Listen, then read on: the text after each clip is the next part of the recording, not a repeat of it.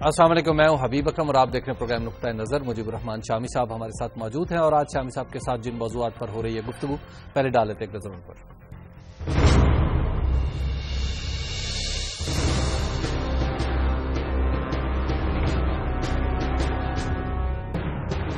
پاک فوج کے 2 افسر خودکش حملے میں شہید۔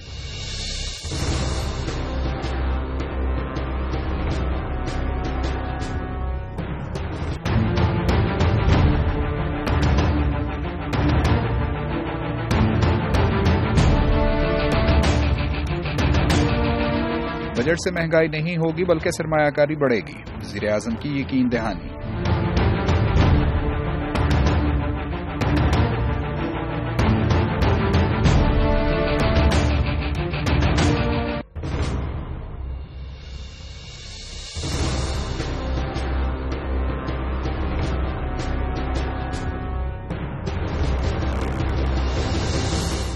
لندن میں الطاف بھائی کی گرفتاری کا دوسرا دن بھی ہسپتال میں، پاکستان نے برطانیہ سے قونصلر رسائی کا مطالبہ کر دیا۔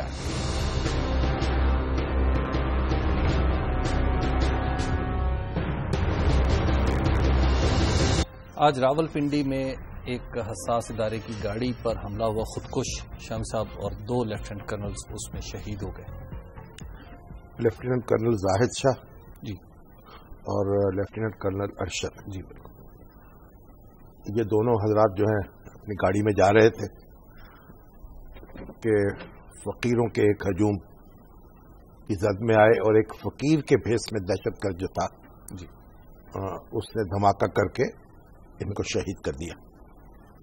تو اللہ تعالیٰ ان کی قربانی قبول فرمائے، آمین۔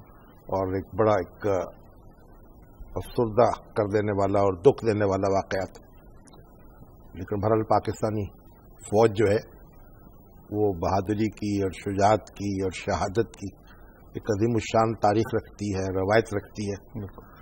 تو ہمارے ہاں تو شہادت کا ماتم نہیں کیا جاتا، اس پہ فخر کیا جاتا ہے۔ تو ایسے نوجوانوں پر اور ایسے افسروں پر اور ایسے سپاہیوں پر ہمیں فخر ہے۔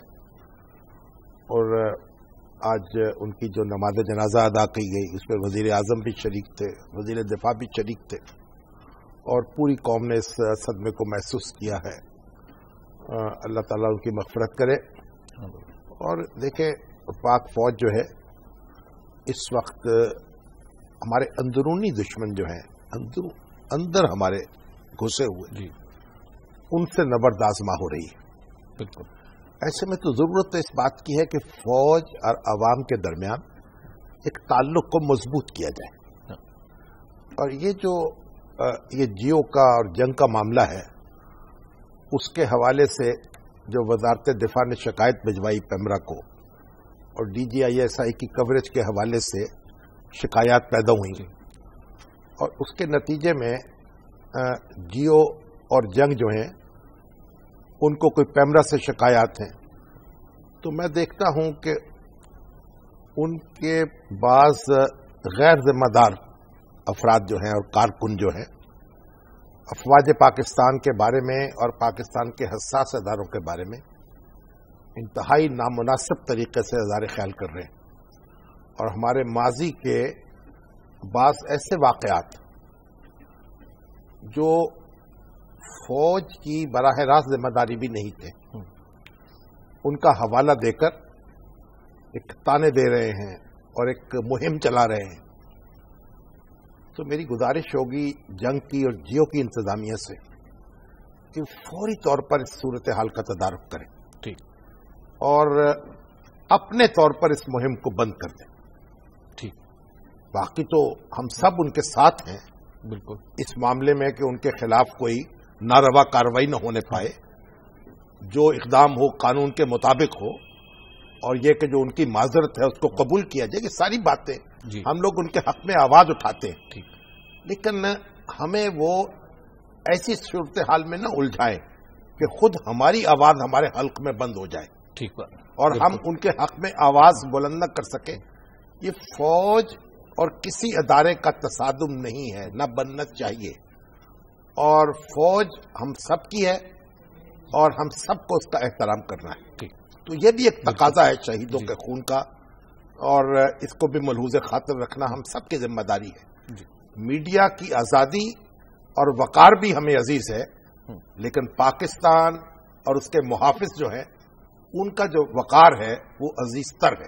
شام صاحب، آج وزیر اعظم کی اس نماز جنازہ میں جانے کے بعد صورتحال میں بھی کچھ تبدیلی، کچھ بہتری رونما ہوتی نظر نہیں آ رہی؟ بہتری ہونی چاہیے۔ دیکھیے یہ بڑی عجیب بات ہے۔ دیکھیے ہمیں انتظامیہ سے شکایات ہو سکتی ہیں، دوسرے یعنی اداروں کو ہم سے شکایات ہو سکتی ہیں، لیکن ہمیں تو اپنے وقار کے مطابق معاملہ کرنا ہے نا۔ ٹھیک، دیکھیے ہمیں اگر کسی کو ہم سے کچھ شکایت ہے، کچھ تجاوز بھی ہو گیا ہے، تو ہمیں اس کے ساتھ الجھنا نہیں ہے، بلکہ اپنے ایک کردار کے مطابق، اپنے اعتبار کے مطابق اور اپنی ایک ذمہ داری کے مطابق بھی میڈیا کی بہت ذمہ داری ہے۔ بالکل، ہم زبان ہے قوم کی، تو ہماری زبان جو ہے وہ تو آلودہ نہیں ہونی چاہیے نا۔ بالکل ٹھیک بات۔ شام صاحب، اب ذرا بجٹ کی طرف چلتے ہیں۔ بجٹ کے بارے میں آج میاں صاحب نے یعنی وزیر اعظم صاحب نے وزیر خزانہ کو باقاعدہ شاباش دی ہے۔ تو بڑا اچھا کہ آپ کو کیا اعتراض ہے؟ نہیں، وہ کہہ رہے ہیں بڑا اچھا بجٹ ہے، اور جناب بڑا اچھا بجٹ بنانے پر انہوں نے کہا ہے کہ اس سے مہنگائی نہیں۔ وزیر اعظم تو آج وہ نیشنل بینک کی جو یوتھ قرضہ اسکیم ہے، بالکل اس کے تحت قرضوں کی تقسیم کا عمل شروع ہوا ہے۔ جی بالکل۔ تو وہ ہمارے شہزاد شامی صاحب کو ہم نے ایک دن لائن پہ لیا تھا، جی، تو وہ خاص سے منتشر ہو گئے تھے، لیکن بہرحال چلیے ایک اچھی بات ہے، اچھی پیش رفت ہوئی ہے، اور نیشنل بینک کی تعریف کی جانی چاہیے کہ اس نے اس پروڈکٹ کو یعنی سنبھالا ہے اور اس کو آگے بڑھایا ہے کہ 6000 کے قریب لوگ جو ہیں، وزیر اعظم نے کہا ان کو قرضے جلد مل جائیں گے، اور پھر اس کے بعد یہ سلسلہ آگے شروع ہوگا۔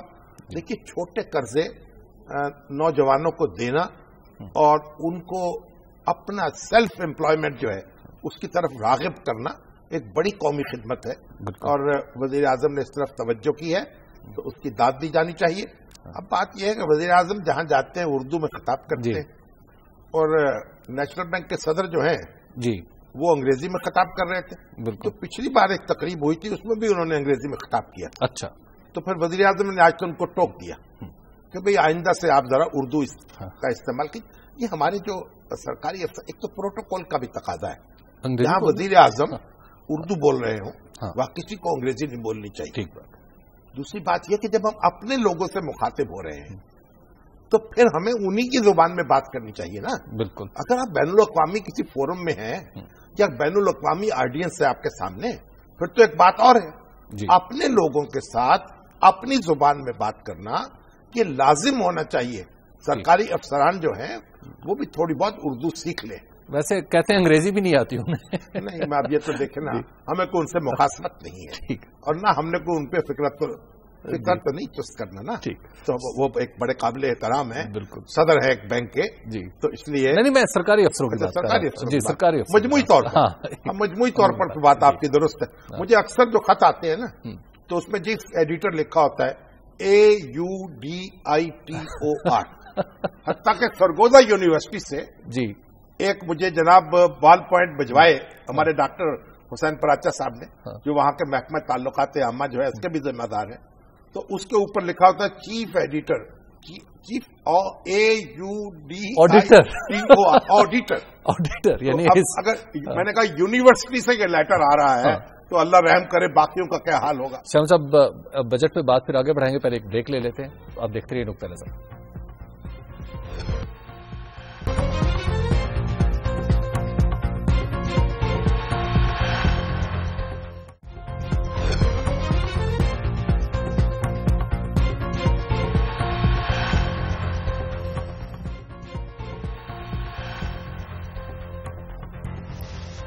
نقطہ نظر میں ایک بار پھر خوش آمدید، بات ہو رہی ہے بجٹ کی۔ تو شام صاحب، آپ تو کل خود بجٹ تقریر سننے کے لیے اسلام آباد وہ بجٹ تقریر سننے کے لیے جناب ہمیں یاد فرمایا گیا تھا، تو سن لی تقریر۔ اب وہ میرا خیال تاریخ کی لمبی ترین تقریر تھی، بالکل کم و بیش آپ سمجھے 2.25 گھنٹے وہ تقریر جاری رہی، بالکل۔ اور اگر میرے بس میں ہوتا تو میں اس کو یعنی بالکل پڑے بغیر ہی نا اس میں سے 1/3 کاٹ دیتا۔ اچھا، اتنا ایڈٹ کرنے کی ضرورت تھی اس تقریر کو۔ تو وزیر خزانہ جو ہیں دنیا جہان کی تو نوک پلک درست کرتے ہیں، ان کو چاہیے کہ اپنی تقریروں کے بھی نوک پلک درست کرنے کا انتظام کریں. اور یہ جو ہمارا خیال ہے نا کہ لمبی بات کریں گے تو بہت اثر ہوگا، یہ خلاف سنت ہے. بار بار میں کہتا ہوں رسول اللہ صلی اللہ علیہ وسلم کا کوئی خطبہ جو ہے وہ یعنی 10 سے 15 منٹ کے درمیان اس سے زیادہ نہیں ہے، ختم ہو گیا. اور تاریخ میں وہ خطبے جو ہیں وہ ان کے یاد رکھے جاتے ہیں، لوگ آج بھی ان سے جب پڑھتے ہیں تو وجہ طاری ہو جاتے ہیں. ایک ایک لفظ جو ہے موتیوں میں پرویا ہوا دل میں اترتا چلا جاتا ہے. شام صاحب تقریر کے بیچ میں کوئی شور شرابہ بھی تھا؟ خلاف پہلی بات سمجھیے، خلاف سنت ہے لمبی تقریریں کرنا، اور یہ ہمارے علماء کرام کو بھی اور ہمارے سیاسی لیڈروں کو بھی یہ نوٹ کر لینا چاہیے. ایک بات بعض صحافیوں کو بھی، اور صحافیوں کو بھی. چلیے صحافی بھی ماشاءاللہ بولنے پہ آتے ہیں تو بولتے چلے جاتے ہیں.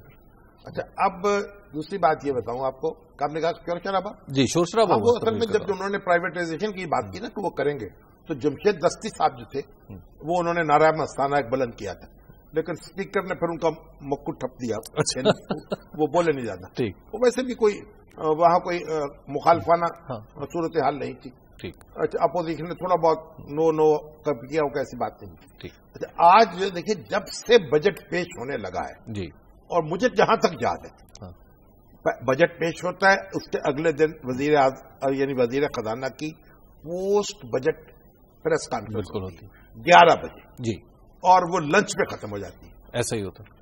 پہلی بار ایسا ہوا کہ وزیر خزانہ نے کہا کہ جی ہم 6 بجے تک پریس کانفرنس کریں گے شام کو.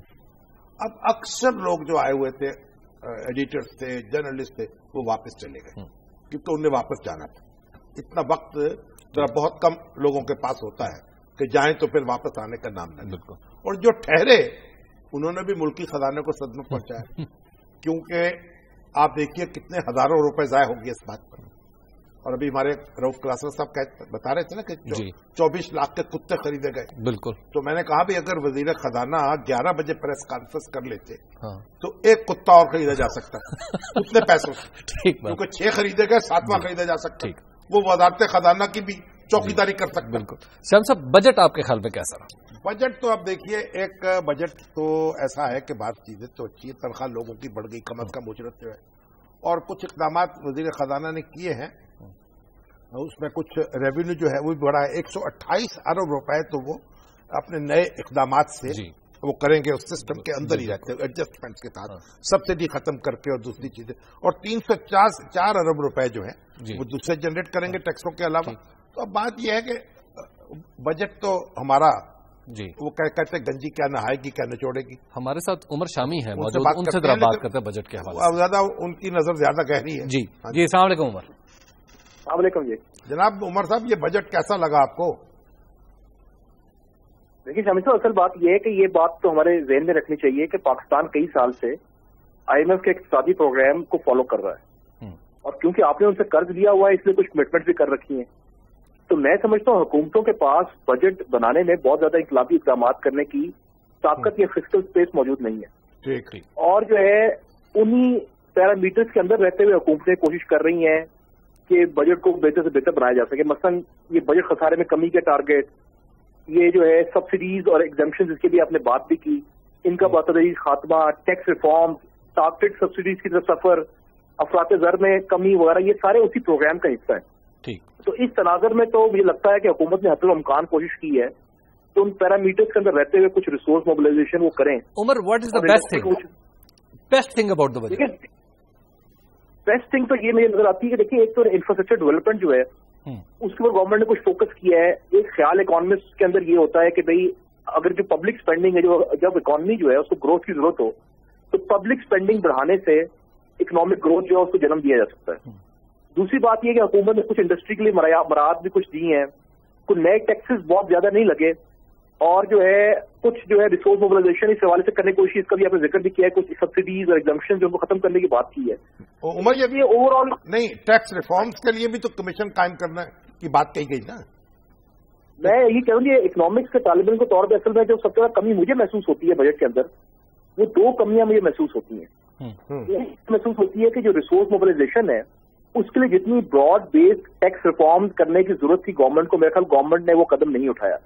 حالانکہ میری ذاتی رائے میں حکومتوں کے جو پہلے 1-2 سال ہوتے ہیں وہ بہت امپورٹنٹ ہوتے ہیں، خاص طور پر سیاسی حکومتوں کے.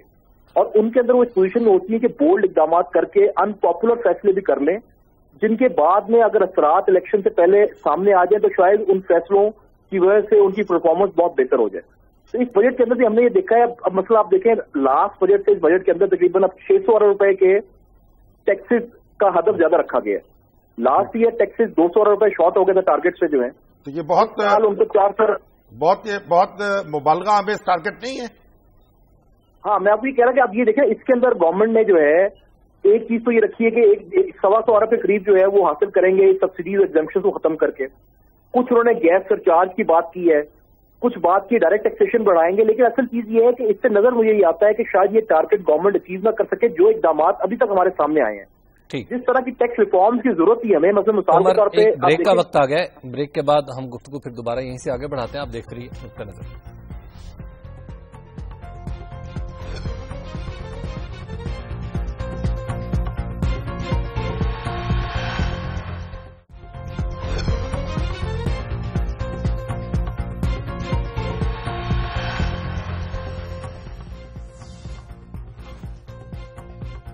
خوش آمدید. شام صاحب عمر ہمارے ساتھ موجود ہیں تو ان سے بات کر رہے تھے ہم جو ریسورس موبلائزیشن کی. جی کہہ رہا تھا کہ دو چیزوں میں مجھے جو ہے وہ کمی نظر آتی ہے. ایک تو ریسورس موبلائزیشن جو ہے سمجھتا ہوں حکومت جو ہے یہ ٹائم ایسا تھا کہ حکومت ٹف ڈیسیجن کر کے ٹیکس نیٹ کو وسیع کر سکتی تھی. لاکھوں لوگوں کا ڈیٹا ان کے پاس موجود ہے جو ٹیکس نہیں دیتے. پاکستان کے اندر انکم ٹیکس دینے والے افراد کی شرح 1% سے بھی کم ہے اور ہمسایہ ملک بھارت میں وہ 3% ہے. اگرچہ وہاں بھی یہ شور مچا ہوا ہے کہ شرح بہت کم ہے لیکن ان سے تو ہم دیکھیں کئی گنا نیچے ہیں. اس کے بعد آپ دیکھیں ڈائریکٹ ٹیکسز جو ہیں اس کی ریشو ہمارے یہاں 36% ہے تقریباً جو ہے، اور انڈیا میں وہ ریشو جو ہے 55% ہے. تو آپ دیکھیں انڈائریکٹ ٹیکسز جو ہیں وہ تو دیکھیں غریب اور امیر میں کوئی تمیز نہیں کرتے. وہ تو ہر ایک کے اوپر ایک طرح جو انکم کے اوپر ٹیکس ہے اس کو ہمیں فروغ دینا چاہیے. اور ہمیں گورنمنٹ جب تک گورنمنٹ ریسورس موبلائزیشن اس طریقے سے نہیں کرے گی، اپنا ٹیکس جی ڈی پی ریشو کو انکریز نہیں کرے گی، اس کا فسکل اسپیس پیدا نہیں ہوگی. اور جب تک فسکل اسپیس پیدا نہیں ہوگی نہ وہ اپنا ہیلتھ کے اوپر خرچ کر سکتی ہے، نہ ایجوکیشن پہ خرچ کر سکتی ہے، نہ سوشل سیکٹر کے اوپر خرچ کر سکتی ہے، نہ ٹیکنالوجی کے اوپر خرچ کر سکتی ہے. کیونکہ الٹیمیٹلی جو اکانومی ہے اس کی پروڈکٹیوٹی بڑھانے کے لیے آپ کو ایجوکیشن اور ٹیکنالوجی پہ خرچ کرنے کی ضرورت ہے. تو ایک تو ایشو یہ میں سمجھتا ہوں کہ اس کے اندر جو ہے جن توقعات کا یا خیالات تھے کہ یہ حکومت کر گزرے گی وہ نہیں کر سکی. دوسری بات ہے جو گروتھ کا ٹارگیٹ ہے، میرے حساب سے گروتھ کا ٹارگیٹ بڑا آپٹیمسٹک ہے اس بجٹ کے حوالے سے. کیونکہ اس میں گورنمنٹ نے جو انفراسٹرکچر ڈیولپمنٹ ہے اس کے تھرو شاید وہ 5% کی گروتھ اچیو کرنے کی کوشش کر رہی ہے، جو میرا خیال ہے کہ بہت ناکافی رقم ہے اور شاید گورنمنٹ یہ کام نہیں کر سکے گی. کیونکہ اسپیسیفکلی یہ نہیں بتایا گیا بجٹ کے اندر کہ کن انڈسٹریز جو ہیں، کون سی انڈسٹریز جو ہے گروتھ کا انجن ہوں گی، کن انڈسٹریز کے ذریعے گروتھ جو ہے اچیو ہوگی 5% کی. اور پھر جب ایک طرف آپ کے پاس جو ہے گیپ موجود ہے، خسارہ آپ کا موجود ہے، فسکل اسپیس آپ کو آلریڈی موجود نہیں ہے، اس گروتھ کے ٹارگیٹ کو آپ کیسے اچیو کریں گے؟ تو میرا خیال یہ دو چیزیں اگر عمر نہیں اگر تھوڑی ایگریکلچر کی طرف توجہ دے دی جائے تو اس سے بہتر نہیں ہو جائے گی؟ کیونکہ ایگریکلچر میں گروتھ کبھی کم تھی اس سال. دیکھیے اس سال جو گروتھ کم تھی اس میں موسمی حالات کا بھی کافی جو ہے اگر اگلے سال یہ گروتھ جو زیادہ ہو جائے تو ٹارگیٹ اچیو ہو سکے گا. اگلے سال اگر یہ موسمی حالات سازگار رہیں تو غیر ممکن ہے. دیکھیں لیکن وہ تو ایک لک کی بات ہے نا، گورنمنٹ جو ہے فوکس کس چیز پہ کر رہی ہے. مثلا ایگریکلچر ٹیکس جو ہے آپ دیکھیں جو ہمارے صوبے ہیں، ہمارے صوبوں کی ریسورس موبلائزیشن کا یہ حال ہے کہ ان کا جو tax G D P ratio ان کے ریسورسز کے والے سے وہ 0.5% سے بھی کم ہے. 21% آپ کی جی ڈی پی کا ایگریکلچر ہے جو ٹیکس وہ دیتا ہے آپ کو پتا ہے. 25% آپ کی جی ڈی پی کا انڈسٹری ہے اور 67% وہ ٹیکس دیتی ہے. تو دیکھیے اصل ریسورس موبلائزیشن گورنمنٹ کو کرنے کی ضرورت ہے، اس طرف توجہ دینے کی ضرورت ہے. وہ پرائیویٹ سیکٹر میں بالکل. جی عمر سوشل سیکٹر کے اوپر توجہ نہیں دے سکتے. جی عمر بہت شکریہ آپ کا. شمس صاحب سب کے باوجود بجٹ ڈراؤنا نہیں ہے. ہاں وہ دستیاب وسائل میں جو عمر نے بات کی، وسائل میں جو ایک بہرحال ایک ایسا بجٹ ہے جو بخیر خوب بھی گزر گیا ہے. شمس صاحب اب ذرا چلیں لندن، جہاں پہ ایم کیو ایم کے قائد الطاف حسین صاحب کو کل سے اب 24 گھنٹے سے زیادہ ہو گئے گرفتار ہے. وہ اب تو ہسپتال میں ہے. جی ہاسپٹل، لیکن پولیس کی کسٹڈی میں. جی پولیس کی کسٹڈی میں. دیکھیے پہلی بات تو یہ ہے کہ الطاف حسین صاحب جو ہیں وہ ایک بڑی جماعت کے لیڈر ہیں. ان کے لاکھوں بلکہ لاکھوں سے بھی کیا کروڑوں چاہیے. جی اور وہ تو ہمارے رضوی صاحب تو کہہ رہے تھے کہ 95% خاموش اکثر. بالکل. تو بہرحال یہ تو اس میں मुबालगे की इंतहाई सूरत है, लेकिन बहरहाल अल्ताफ हुसैन साहब एक बड़ी जमात के लीडर हैं और एक आजमाइश से गुजर रहे हैं। जब कोई शख्स आजमाइश से गुजर रहा हो तो उसके साथ आप हमदर्दी का इजहार करते हैं, ठीक, और इंतजार करते हैं कि ये सूरत हाल किस रुख बैठेगी। ठीक। तो अल्ताफ हुसैन साहब पर इल्जाम है मनी लॉन्ड्रिंग का, बिल्कुल, यानी ऐसा पैसा आया है उनके पास नॉन बैंकिंग चैनल से जिसकी कोई वजाहत पेश नहीं की जा सकती कहां से आया है। बिल्कुल। तो ये बरतानिया के मुताबिक की कानून के मुताबिक तो बहुत बड़ा जुर्म है। पाकिस्तान में हमें यह सहूलत हासिल है कि जहां से जो चाहे ले आए, कोई हमें पूछने वाला नहीं है। लेकिन अब अल्ताफ हुसैन साहब इस सिलसिले में तफ्तीश का सामना कर रहे हैं और उनके जो मद्दा हैं उनके जज्बात को बहुत ठेस पहुंची है, लेकिन बहरहाल वो बरतानिया के शहरी भी हैं और बरतानवी कानून के मुताबिक ही उनसे सलूक होगा। हम इसमें कोई दखल नहीं दे सकते। तो शाम साहब, कराची के रिएक्शन को फिर आप कैसे देखें? देखिए, मैं आपसे करता हूं, एक जज्बात में एक रद्द अमल है ना, लेकिन फिर भी एक दो तीन चीजें हमें देखनी चाहिए। पहली बात तो ये कि उनके जो सेक्रेटेरिएट से नदीम साहब जो थे, जी नदीम नुसरत साहब, उन्होंने प्रेस कॉन्फ्रेंस की और लोगों को कहा कि वो अपने जज्बात को काबू में रखें और हम सूरत हाल का सामना कर रहे हैं और अल्ताफ हुसैन साहब और एमक्यूएम के पास कोई चीज छुपाने के लिए नहीं है और हम अपना मुकदमा पेश करेंगे। एक बात।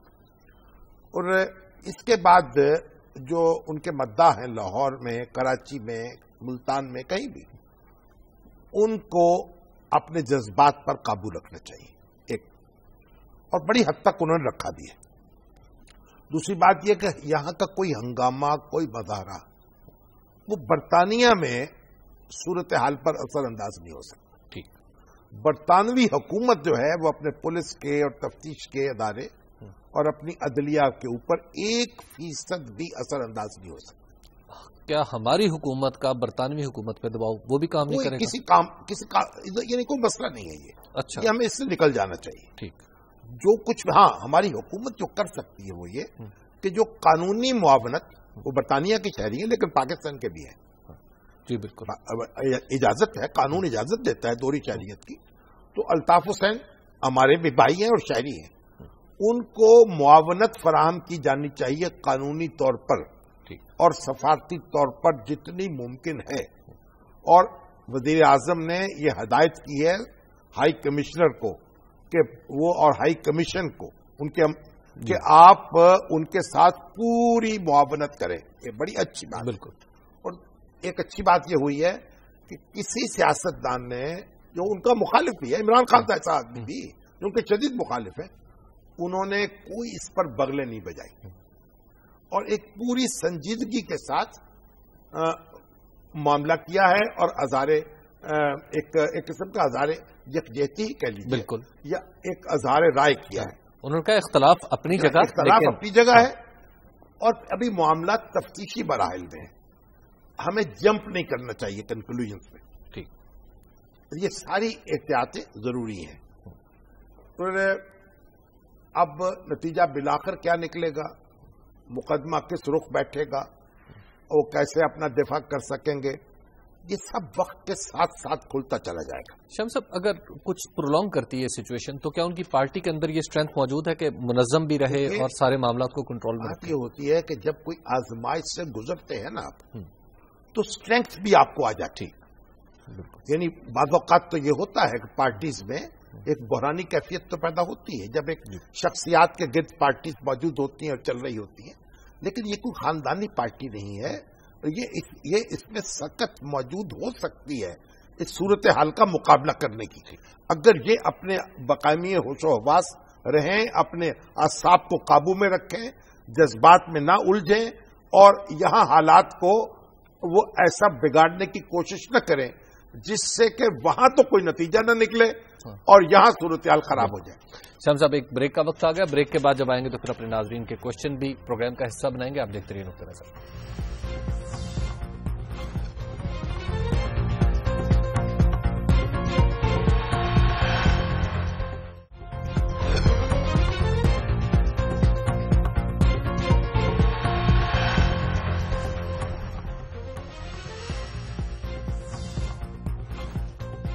نقطہ نظر میں ایک بار پھر خوش آمدید شام صاحب. ہم بات کر رہے تھے الطاف بھائی کے حوالے سے. ایک بات اب دیکھیں کہ برطانیہ کی پولیس نے پکڑا ہے نا ان کو, بالکل, تو ان کی ایک اپوائنٹمنٹ طے تھی ہسپتال میں, جی, ان کے ٹیسٹ ہونے تھے. اب اس اپوائنٹمنٹ کے مطابق پولیس ان کو ہسپتال میں لے کے گئی ہے, ٹھیک, اور ابھی تک وہاں. ہمارے ملک میں اس بات کا تصور کر سکتے ہیں آپ؟ نہیں کر سکتے, بالکل نہیں. کسی شخص کو پکڑا جائے اور پولیس اس طریقے سے اس کی صحت کا خیال رکھے, بالکل. تو یہ ہمیں بھی بہت کچھ سیکھنے کی ضرورت ہے. جی, جہاں اپنے تفتیشی اداروں کو خود مختار کرنے کی ضرورت ہے, وہاں ان میں ایک عقابی روح کے ساتھ ساتھ انسانی روح بھی پیدا کرنے کی ضرورت ہے. بالکل, یہ بھی ایک بڑی اہم بات, بڑی اہم بات ہے. شام صاحب ذرا سوالات کی طرف چلیں. ہاں جی. اور شام صاحب بات ایک اہم سوال ہے میرا اور خبر ہے, وہ ہے وہاڑی کے حوالے سے. اچھا, وہاڑی میں ایک مقدمہ درج ہوتا ہے جس میں دنیا ٹی وی کو, آپ یوں سمجھے دنیا ٹی وی کو بھی ایک فریق بنا لیا جاتا ہے. وہ ایک جسے آپ کہیں بلاسفیمس منقبت کے حوالے سے. دیکھیں وہ جو یہ آپ کا سوال ہے, جی, یہ میرا سوال ہے. یہ وہاڑی میں یہ مقدمہ درج کیا ہوا ہے؟ یہ ایک صاحب ہے کو محمد عبداللہ, جی, ولد محمد یوسف, یہ صاحب ایف آئی آر میرے سامنے رکھی, جی, ذات ملک, ہاں, سکنہ لیاقت پورا وہاڑی, جی, پتہ نہیں کون صاحب ہے. یہ سیشن جج صاحب کے پاس گئے کہ جناب فلاں فلاں فلاں کے خلاف مقدمہ درج کیا جائے. سیشن جج نے پولیس کو لکھ کے بھیج دیا قانون کے مطابق کارروائی کی جائے. اب پولیس کیا کرتی ہے, اس تفتیش کرے گی نا اس کے بعد. بالکل, ایف آئی آر درج ہو گئی, اب اس کے بعد تفتیش کرنی چاہیے, پولیس والوں کو دیکھنا چاہیے اس میں ایف آئی آر کے حقائق درست ہیں نہیں ہیں. اس میں دیکھیے وہ جو ایک منقبت ٹیلی کاسٹ ہوئی تھی جی, جیو ٹی وی کے صبح کے پروگرام میں, اس کو بعض چینلز نے کئی بار چلایا بار بار, تو دنیا ٹی وی نے تو اس کا ایک ہلکی سی جھلک دکھائی ہے, صرف یہ بتانے کے لیے کہ یہ واقعے کی نوعیت سمجھ میں آ جائے. اس کو نہ چلایا گیا اور نہ دکھایا گیا, اور آڈیو کے بغیر, جو فوٹیج تھی صرف آڈیو کے بغیر. اب اس کا جناب یہ صاحب جو ہیں محمد عبداللہ صاحب, انہوں نے سب لوگوں کے خلاف درخواست دے دی اور دنیا کو بھی بیچ میں لگے دی. جی, تو یہ ایک انتہائی افسوسناک بات ہے کہ جو شخص جس کے منہ میں آئے جو چاہے کہہ لے اور جو چاہے کر لے, اب درخواست دے اور اس کے بعد جناب کارروائی شروع ہو جائے بغیر حقائق کو جانے ہوئے. بالکل, تو حقائق کو معلوم کرنا چاہیے. دنیا ٹی وی جو ہے وہ ایک پوری ذمہ داری پر یقین رکھتا ہے, آزادی کا استعمال ذمہ داری کے ساتھ کرنے پر. بالکل, اور کسی کے مذہبی جذبات سے کھیلنا یا اس کو ٹھیس پہنچانا, اس کا کوئی تصور نہیں کیا جا سکتا. بالکل, کسی بھی میڈیا ہاؤس کے خلاف کوئی غیر قانونی اقدام جو ہے اس کی کبھی حمایت کا تصور نہیں کیا جا سکتا. بالکل, اور کبھی ہم نے یہ بات کسی بھی ہمارے کسی پروگرام میں دنیا ٹی وی پر یہ بات نہیں کہی گئی کہ کسی ٹی وی چینل کو یا اس کو بند کر دیا جائے. ٹھیک ہے, بالکل. تو ہمارا اس میں موقف بالکل واضح ہے, اور جو تفتیشی ادارے ہیں اور عدالت عالیہ ہے اس کو بھی دیکھنا چاہیے, اور یہ کہ زیری عدالتوں میں کیا ہو رہا ہے. بالکل, اور انتظامیہ کو دیکھنا چاہیے کہ تھانوں میں کیا ہو رہا ہے. انسپیکٹر جنرل پولیس جو ہیں ان کی بھی ذمہ داری ہے وہ چیزوں کو دیکھیں اور قابو کریں. ایک بات, دوسری بات میں آپ کو عرض کروں, ہمارے جو بھائی بند ہیں ان میں سے اب جسٹس جواد خواجہ صاحب کی بیگم پر ایک الزام لگا دیے کہ انہوں نے جناب پنجاب حکومت سے اپنی زمین کا معاوضہ زیادہ وصول کرنے کی ضرورت اپنا کوشش کی. اب یہ عجب بات ہے, وہ رنگ روڈ جب بن رہی تھی ان کی زمین بھی آئی اس کے اندر, اور جتنے لوگ ان کی زمین متاثر ہوئی انہوں سب نے کہا کہ ہمارے معاوضے میں اضافہ ہونا چاہیے. بالکل, جب بات خواجہ اس وقت جج بھی نہیں تھے اور وہ ان کی درخواست مانی بھی نہیں, جو حکومت نے معاوضہ دینا تھا دے دیا, ابھی بھی دے رہے سماج. بالکل, تو یہ جو میڈیا ہے دیکھیے, عدلیہ اور فوج دونوں کو خصوصی پروٹیکشن حاصل ہے ہمارے دستور کے مطابق. ٹھیک, ہم ان کا استحضاء نہیں کر سکتے, ان کو اسکینڈلائز نہیں کر سکتے, ان پر الزامات نہیں لگا سکتے. اور جواد خواجہ صاحب جو ہیں ان کا تو میں ذاتی طور پر, یعنی حقیقت یہ ہے کہ وہ تو یعنی ایک اولیاء اور صوفیہ میں سے ہیں. ٹھیک ہے, ٹھیک, اور اس طرح کی بات کرنا یہ ہمیں دکھ ہوتا ہے. بالکل. تو ہمارے کسی بھی معاملے میں کسی بھی شخص کے خلاف اخلاق کا دائرہ نہیں چھوڑنا چاہیے، اداروں کا احترام کرنا چاہیے، اور یہ جو بے لگام عناصر ہیں جو درخواستیں دیتے پھرتے ہیں پتہ نہیں کس کس کے اشارے پر، اور یہ ان کے یہ بھی بڑے مشکل ہے نا صورتحال کہ کون آدمی پیچھے کہاں شرارت کر رہا ہے. ان کو بھی سمجھنا چاہیے اور ان کو دیکھنا چاہیے، ان کی جانچ پڑتال اچھی طرح کرنی چاہیے. یہ ذمہ داری ہے حکومت کی بھی، بالکل، اس کے اداروں کی بھی، اور عدالتی جو ہے ادارے ان کی بھی. جی شام صاحب، ممتاز اقبال ملک صاحب ہیں اسلام آباد سے ہمارے ساتھ. جی السلام علیکم ملک صاحب. السلام جی. ہاں جی حضور. ہم سب فیڈرل گورنمنٹ کے جو سول ملازمین ہیں، ہاں جی، جب وہ ریٹائر ہو جاتے ہیں تو ان کی میڈیکل فیسلٹی محدود ہو جاتی ہے. یہ مجبوری ہے. ٹھیک ہے، نہیں محدود ہو جاتی کرنے کے لیے، اس کا توڑ کرنے کے لیے یہ کیا ہے 4-5 سال پہلے. حالانکہ ان کو میڈیکل کی زیادہ ضرورت ہوتی ہے. ان کی فیسلٹی محدود نہیں ہونی چاہیے. غلط بات ہے، غیر انسانی بات ہے. نہیں ہونی، بالکل ٹھیک ہے. تو اس میں سر یہ کہ 4-5 سال پہلے ہر گریڈ کے جو نیچے سے لے کر اوپر تک 100% شرح سے ان کے لیے ان کی پینشن میں کتنے فیصد اضافہ کیا. میں مخمصے سے بچنے کے لیے بتاتا ہوں. ہاں بتائیں. ایک آدمی کی پینشن ہے 30,000، اس پرسنٹیج کے حساب سے اس کی پینشن بن گئی 35,000. اگلے سال جب وہ گئے پینشن لینے کے لیے، انہیں بتایا گیا جی کہ وہ 5,000 جو ہیں وہ تو فریز ہو چکے ہیں. اچھا، وہ 1 سال کے لیے تھے بس؟ نہیں، وہ جتنا عرصہ چلیں گے فریزر میں رہیں گے، ملتے رہیں گے، لیکن ان میں اضافہ نہیں ہوگا. اچھا، پرسنٹیج کا اطلاق ان پہ نہیں ہوگا. دوسری اب جو اضافہ ہوا ہے ان پہ نہیں ہوگا اس پر. یہ کائنڈلی اب دوائیوں کی قیمت الگ بات ہے، دوائیوں کا غائب ہونا الگ بات ہے. ٹھیک ہے، آپ کی بات سننی چاہیے. آپ بھی تو ماشاءاللہ اسی کیٹیگری میں ہے نا. بالکل. بہرحال یہ وزیر خزانہ اس طرف توجہ دیں. بڑے دل درد مند رکھتے ہیں اسحاق ڈار صاحب، اس طرف توجہ دینی چاہیے. نوید لودھی صاحب ہیں ہمارے ساتھ ملتان سے. جی السلام علیکم. السلام علیکم جی. شامی صاحب میں ملتان سے. ہاں جی فرمائیے جناب. ہاں جی. ملتان میں جی جو اپنا سکندر بوسن صاحب ہیں جی، انہوں نے آم کی برآمدات اور کنوں کی برآمدات اور آلو کی برآمدات میں مزید اضافے کے لیے یورپی یونین سے رابطے کر کے مزید اپنی تجارت بڑھائی ہے. اس سلسلے میں بھی حکومت کی اچھی باتوں کی بھی ترجمانی کیا کریں آپ. نہیں، کیا ترجمانی کیا کریں؟ حکومت کی اچھی باتیں بھی لوگوں کو بتایا کریں. اچھی باتیں جو آپ تو ان کا تعریف کر رہے ہیں تو ہمیں بھی چلیے، ہمیں تو کوئی اس پہ اعتراض نہیں. آپ کی تعریف پہنچ گئی. چلیے، آپ کی تعریف بھی پہنچ گئی، اس میں ہماری تعریف بھی شامل کر لیں. جب ہمارے آج کے پروگرام کا وقت ختم ہو گیا. کل پھر اپنے ناظرین سے ملاقات ہوگی. ہمیں دیجیے اجازت. اللہ نے کے بعد.